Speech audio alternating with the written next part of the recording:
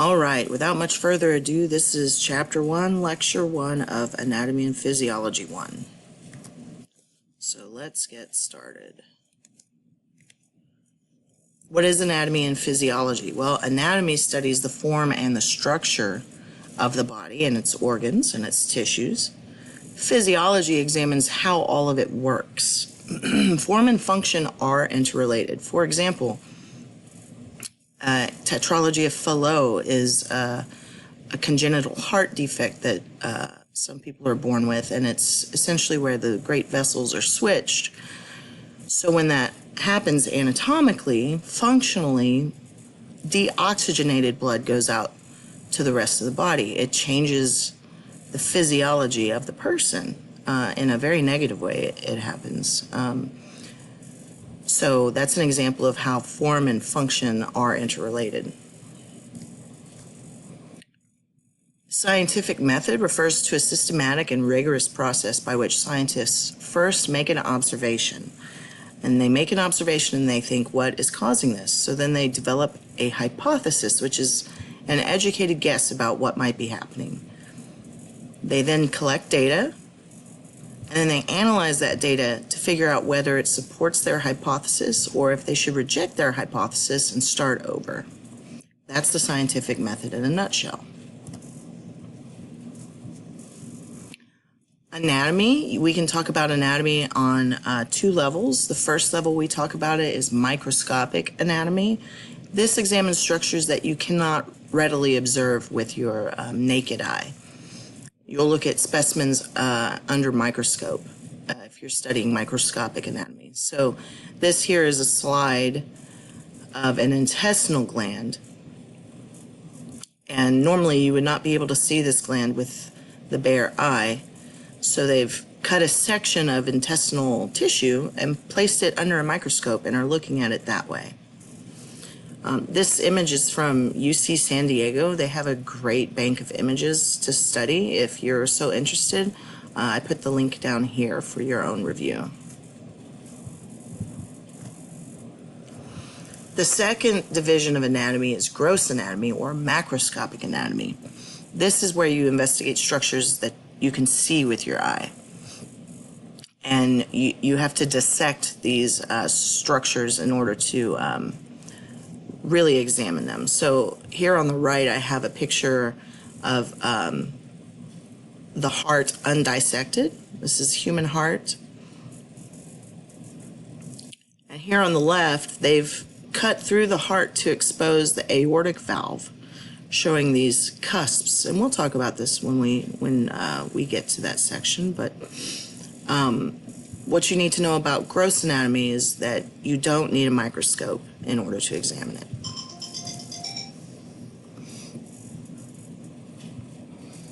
There are two separate divisions of microscopic anatomy. There's cytology, which studies body cells and their internal structures, so things like the nucleus. And then there's histology, which is the study of tissues, which we saw with the previous slide of the intestinal gland. And we see here with this normal kidney. This is a glomerulus located in the renal cortex. And we will learn a lot about these in anatomy and physiology.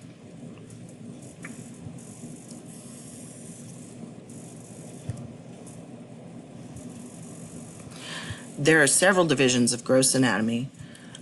Systemic anatomy, you're looking at each functional body system, whereas in regional anatomy, you're looking at the structures in a particular region of the body. So a good example of that would be study of the anatomical structures of the neck. Surface anatomy, this would be really important to those of you who are interested in radiologic technology. This focuses on superficial anatomic markings and their related internal body structures. And in X-ray, this is where you basically learn how to, where to shoot your X-ray beam is based on the surface anatomy of the patient. Comparative anatomy, this examines anatomical similarities and dissimilarities between different species. So we won't get too much in the weeds with that. And embryology, we'll touch on studies the developmental changes from conception to birth. So from a zygote to an embryo to a fetus, all the way to a neonate. Studies the development of a human.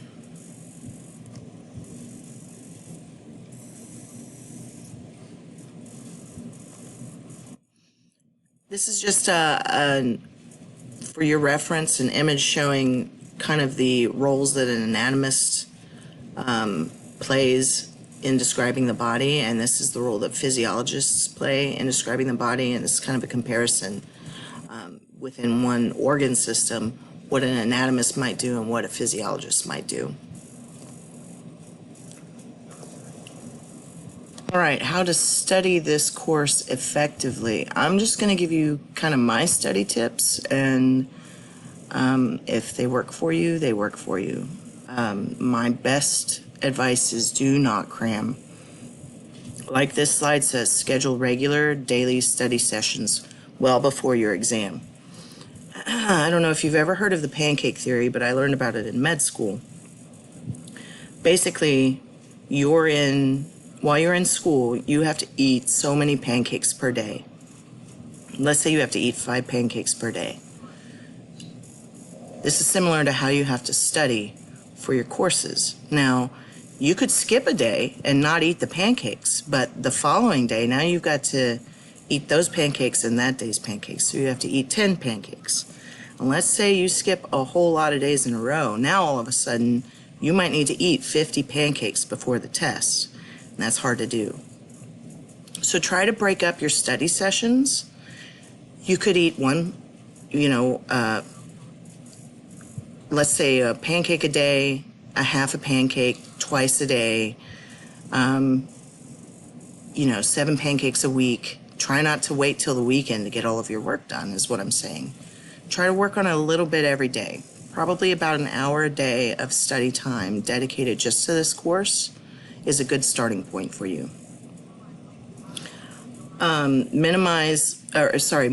Multiple short study sessions. Now, this is really good for your brain, and this is supported by research. In fact, one of my instructors at UTMB was a neurophysiologist who, on our first day of class, told us kind of how the brain works and how it takes in and consolidates new information.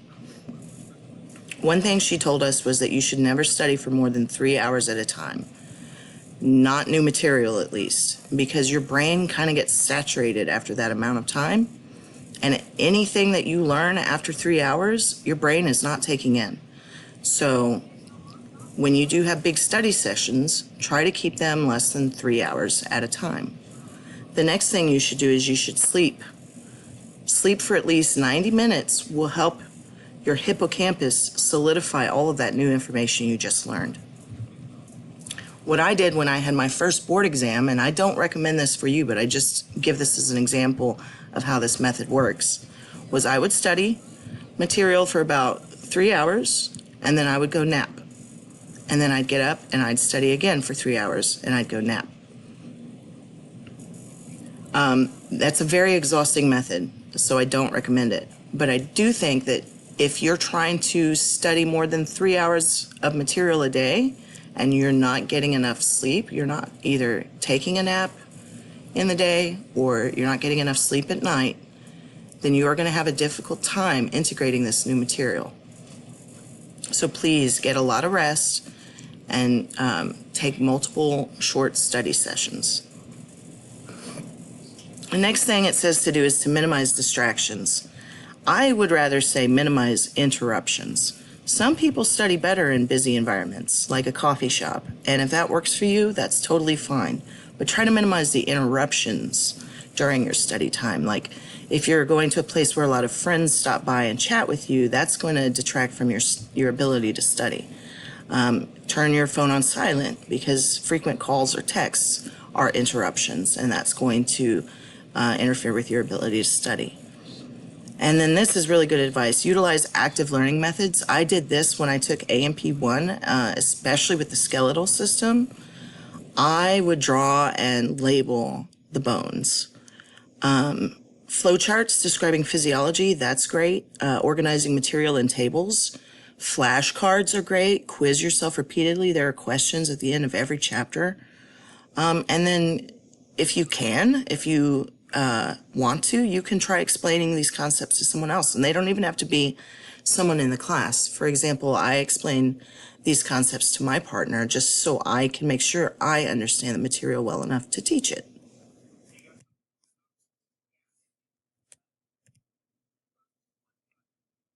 Again, try to study with a partner or a group if you can. This is an online class. Maybe start a discussion question, something like that.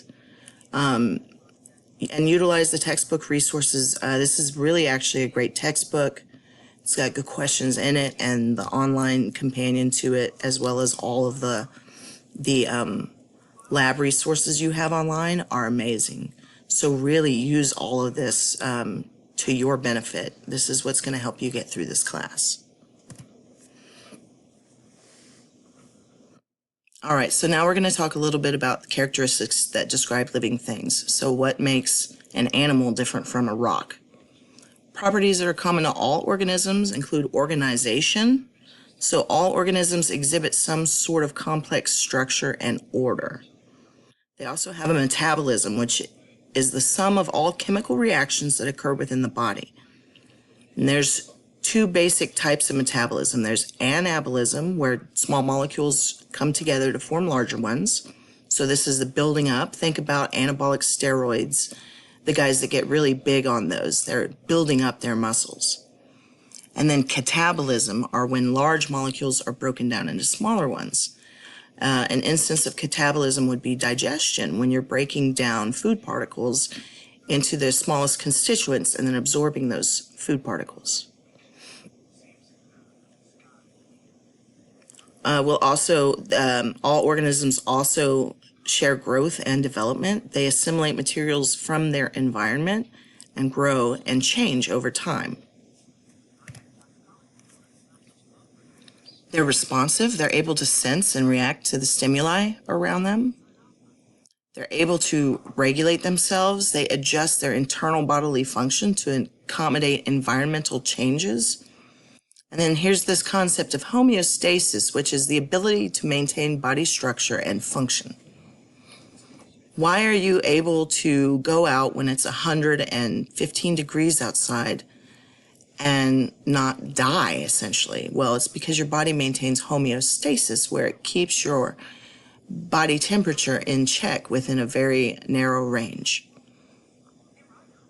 Organisms are also able to reproduce. Living organisms produce new cells for growth, for maintenance, and repair, but they also can reproduce sexually or asexually. They can develop into new organisms.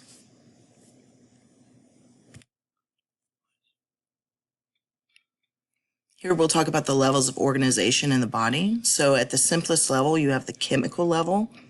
This involves atoms and molecules. At the cellular level, you have cells, which are the basic units of structure and function in organisms.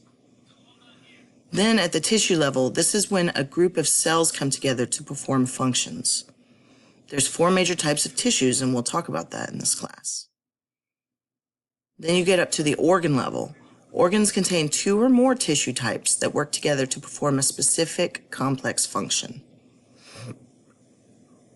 And finally, the organ system level contains related organs working together to achieve a common function. So an example of this would be your GI system. You have your mouth, your esophagus, your stomach, your small intestines and large intestines, but you also have your liver and your pancreas as well, all working together to help you digest food and absorb it. And at the very, very final level, you have the organismal level, which is the entire organism itself. This is just a list of the body systems we'll be talking about in this course. Some of these.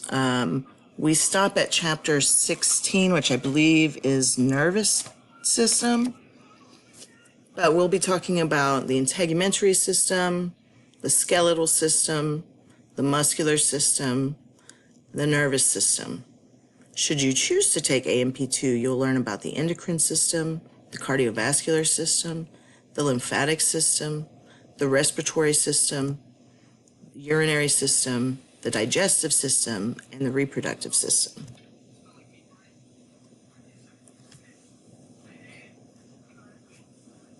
This is for your own reference. These are great questions.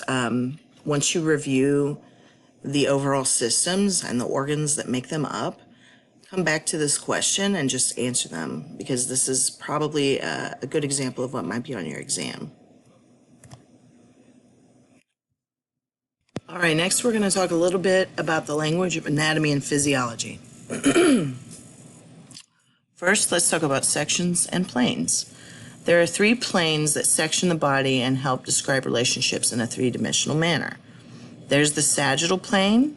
So if you were to take a knife and cut someone down the body, it would divide the body or the organ into left and right sides. The coronal plane, this is a vertical plane that divides the body or organ into front and back parts.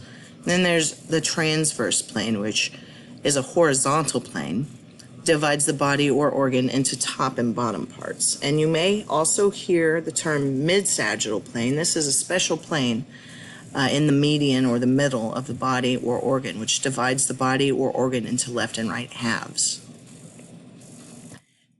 Let me show you what we mean here with these planes. So let's start with this mid-sagittal plane here that divides this body into left and right halves. And if you were to look at a mid-sagittal section on, say, an MRI like this, or a CAT scan, you would see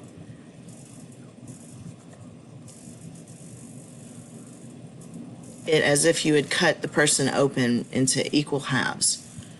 Here is a coronal plane. What this does is it divides the body or organ into front or anterior and back or posterior sections.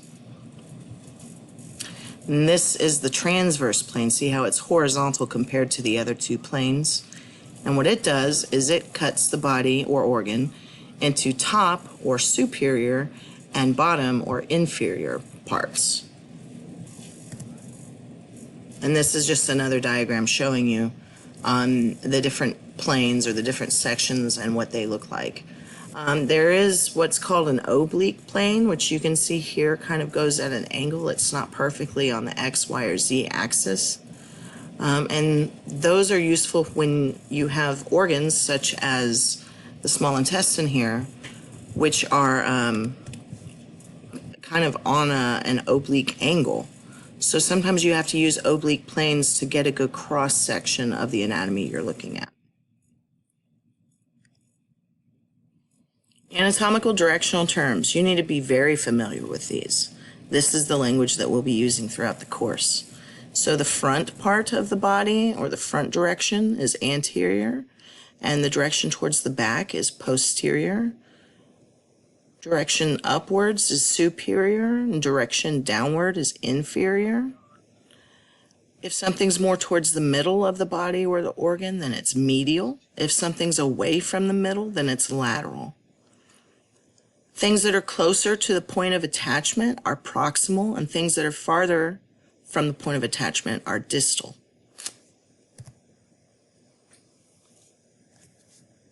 Here they are in a table for you to look at. I highly recommend studying this table and being very familiar with these terms. Maybe make flashcards if you need to. A couple of other directional terms that I didn't discuss yet are the cranial or cephalic, and that's towards the head. And then caudal, which is towards the rear. And then rostral, which is towards the nose or mouth. You can also say something is deep to something else, which means it's further down or further on the inside. Or something is superficial to something else, which means it's closer to the outside.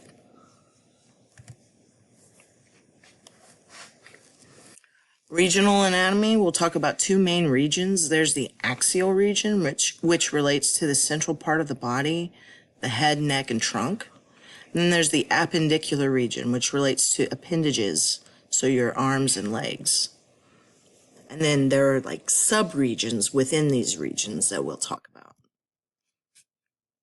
For example, the regional term cephalic refers to the head. If you want to get even more specific, you could say frontal, where you're talking about the forehead region, orbital, where you're talking about the eye region, nasal, nose, buccal, cheek, oral, mouth, and mental, chin. And you can do this throughout all the other regions of the body. And again, I highly recommend you study this slide and be very familiar with these terms. This is showing the posterior view of the body and the regions associated with it. Again, highly recommend studying this slide, knowing it inside out as far as regions go. You should be very familiar with this.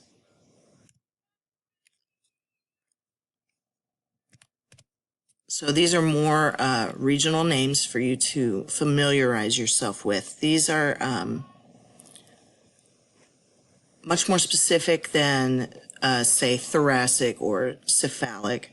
Many of these are, for example, axillary, referring to the armpit, brachial, referring to the upper arm,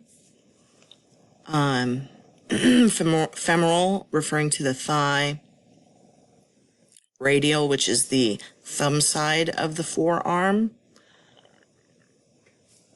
So again, just look over these, be sure that you're familiar with where they're, which region they're actually describing.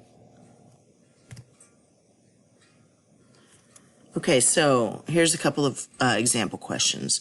One child is playing on the playground and decides to climb the castle, while another child stays on the ground.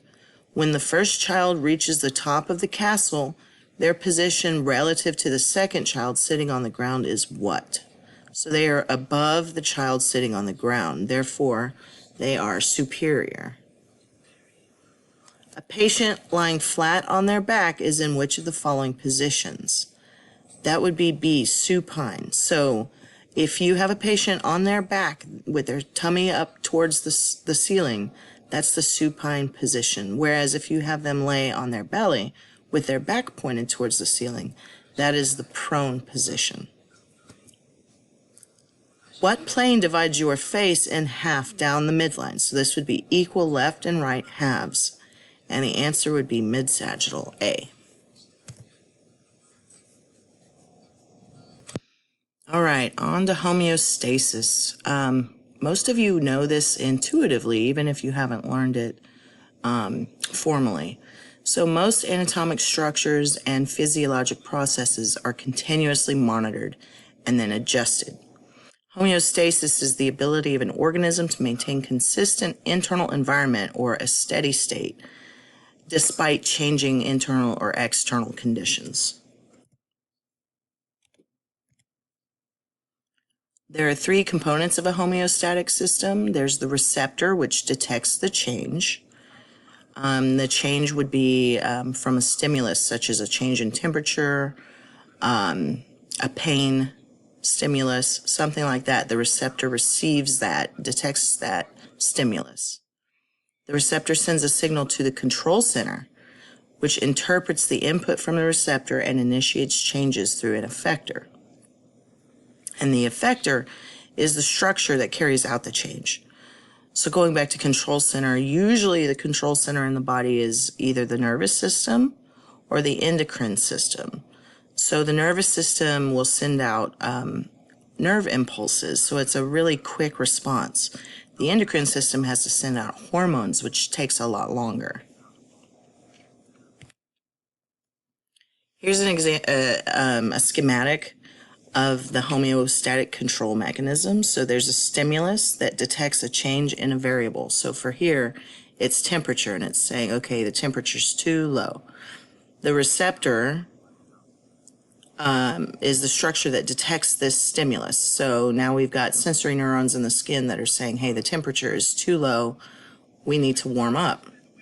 The receptor sends this information to the control center, and the control center integrates input and initiates that change through the effector. So here the control center might initiate a nerve impulse towards the effector, which might be a muscle. So it might tell the skeletal muscle to start shivering.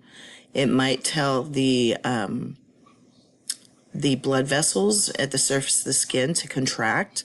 Those would be two examples of effectors that are carrying out the change. And then you should see homeostasis restored. And we'll see that here in this image.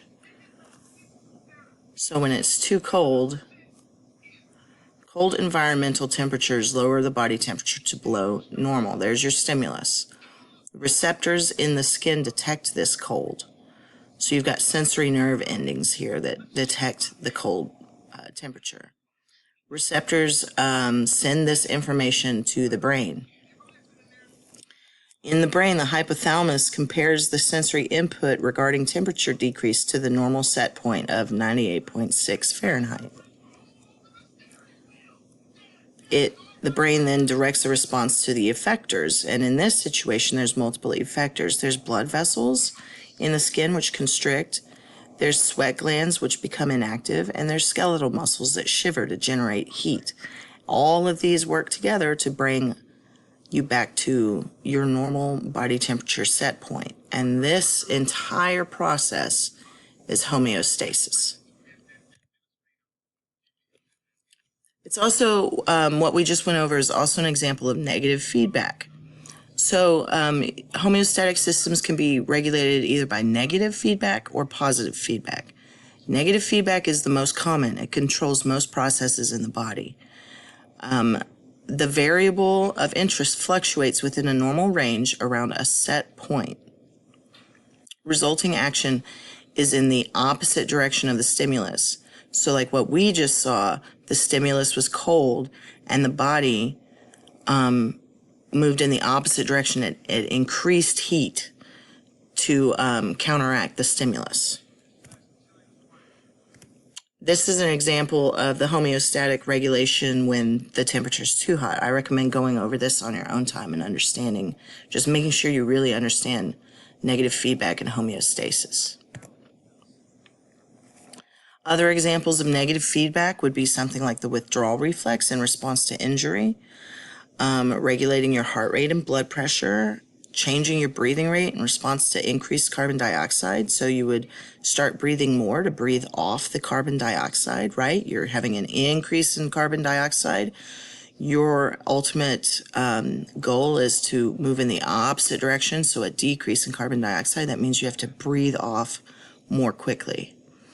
Parathyroid hormone will be released in response to decreased calcium, and you'll learn that parathyroid hormone works to increase blood calcium. And then, of course, release of insulin by the pancreas in response to increased blood glucose, where insulin decreases blood glucose. These are good examples of negative feedback. All right, questions here. Which of the following are examples of homeostatic mechanisms? So consuming excess calories to gain weight, no. Lifting weights to increase muscle mass, no. Shivering when the body temperature falls, yes. Secreting insulin to decrease blood sugar concentration, yes. And increasing heart rate when blood pressure is low, that is also an example of a homeostatic mechanism.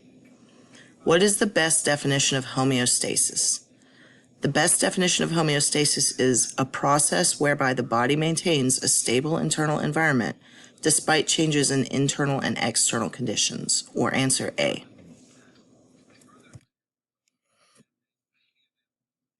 Homeostatic systems can also be regulated by positive feedback. This is much less common than negative feedback. A stimulus is reinforced to continue moving a variable in the same direction until a climactic event occurs, then the body returns to homeostasis. So examples of this would be breastfeeding, blood clotting, and labor. Here's a great example of positive feedback. So a stimulus, the baby starts suckling. The receptor, there's sensory receptors in the skin of the breast that detects the suckling and sends impulses to the hypothalamus. The hypothalamus is the control center, and it signals to the posterior pituitary to release oxytocin. Oxytocin is released, and it affects the effector, where the breast, in response to oxytocin, is stimulated to eject breast milk. Breast milk is released. But what happens next is the baby feeds, and that continues him suckling. So that continues the feedback mechanism, and we go through this loop all over again. That's positive feedback. When it turns off is when the baby stops feeding.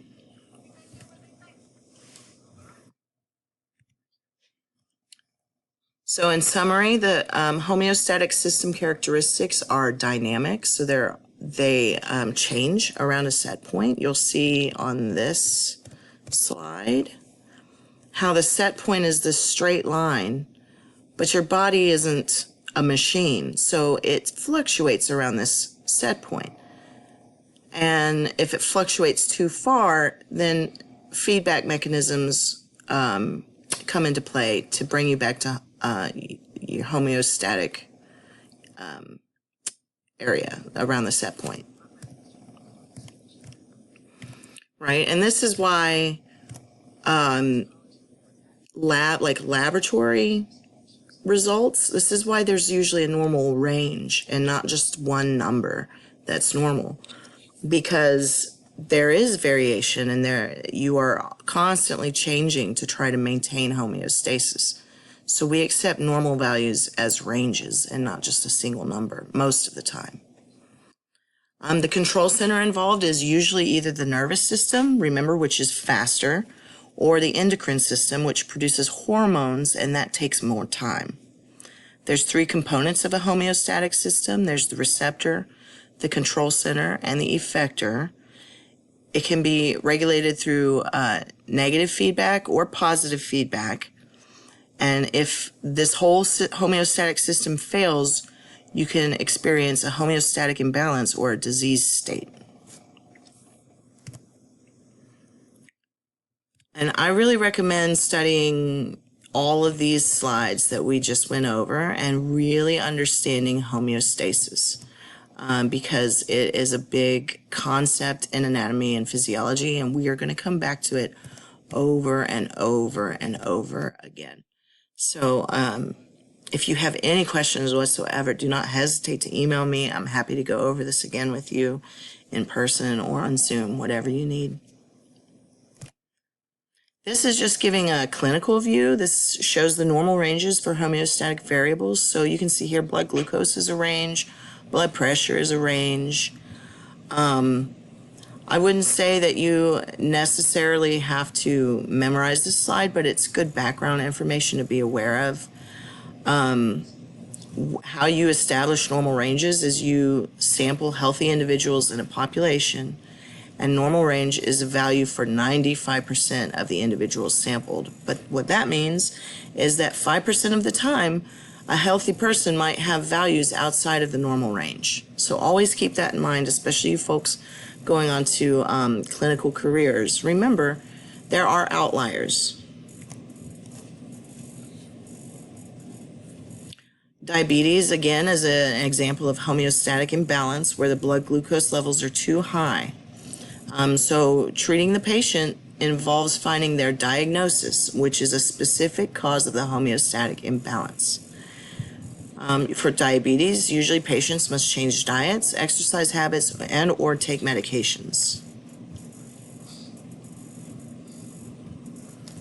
So here's an application of the scientific method. Doctors use it every single day when they develop a diagnosis. So they'll make an observation. Their observation is their patient. From their patient, they'll gather data. They'll gather health history, what they're complaining about, what their current vital signs are. They'll come up with a hypothetical diagnosis. We in medicine call that a differential diagnosis, and that's a list of the most likely causes of this patient's problem.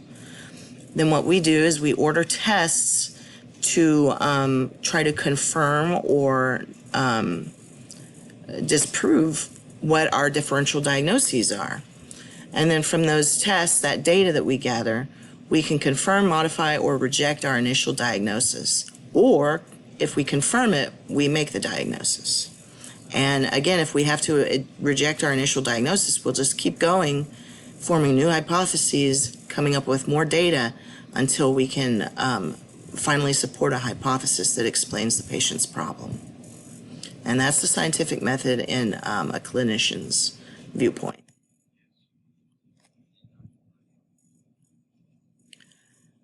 This is also interesting to note and important to note is that homeostasis, health and disease drugs may affect normal homeostatic control mechanisms. For example, SSRIs, which are antidepressants. Patients with depression may have lower levels of serotonin in their brains. That's our working hypothesis of depression. SSRI drugs block the reuptake of serotonin into nerve cells in the brain, thus prolonging its effects.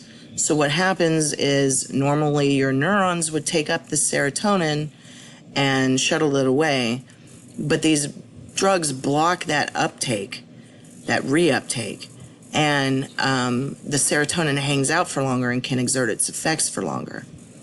That helps elevate the mood of patients with depression. But you have a lot of nerves it happens in your gut as well. So serotonin is also used in nerve cells of the digestive system. With all that extra serotonin hanging around, the digestive system becomes more excitable, and that can cause side effects such as nausea and upset stomach. So that explains why we see these specific side effects in patients on antidepressants.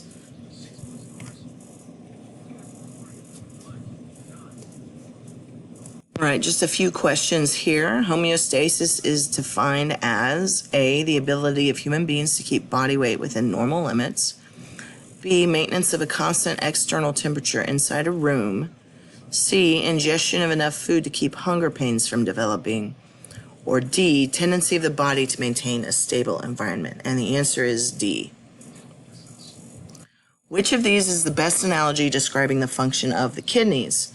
I don't quite know why this question is on here, as we didn't really specifically talk about the kidneys, but the answer is A, a wastewater treatment plant, because the kidneys essentially filter your blood and get rid of waste products that your body has built up. And then what is the largest organ in the body? A, skin, B, small intestine, C, femur, D, stomach. And the answer is A, skin. It is considered an organ, and it is the largest organ of the body. Many people think the liver is the largest organ of the body. It is the largest internal organ of the body.